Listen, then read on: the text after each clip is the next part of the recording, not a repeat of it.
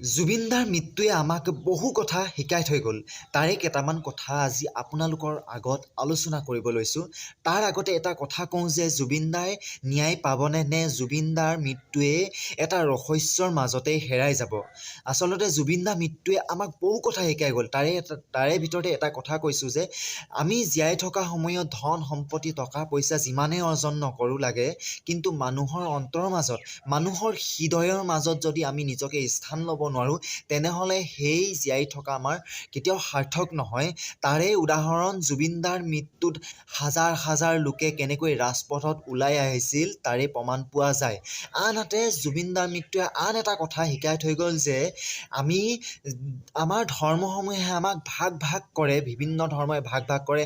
সেয়াই লাগিলে হিন্দু ধৰ্মই লাগে, সেয়াই লাগিলে খ্ৰীষ্টানেই হওক, সেয়াই মুছলমানেই হওক, সেয়া বিভিন্ন ধৰ্মই আমাক ভাগ ভাগ কৰে, কিন্তু মানৱ ধৰ্মৰ উদ্ধত কেতিয়াও হ'ব নোৱাৰে। তাৰে প্ৰমাণ জুবিনদাৰ মৃত্যুৰ পাছত জুবিনদাৰ সমাধিস্থলীত যেতিয়া নেকি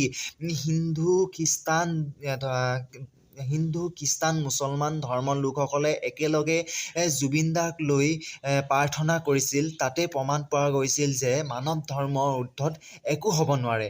আৰু বহু কথা জুবিনদাৰ মৃত্যুৱে শিকাই গ'ল, কিন্তু আজি এই দুটা বিষয়ে আপোনালোকৰ লগত আলোচনা কৰিলোঁ। কথাকেইটা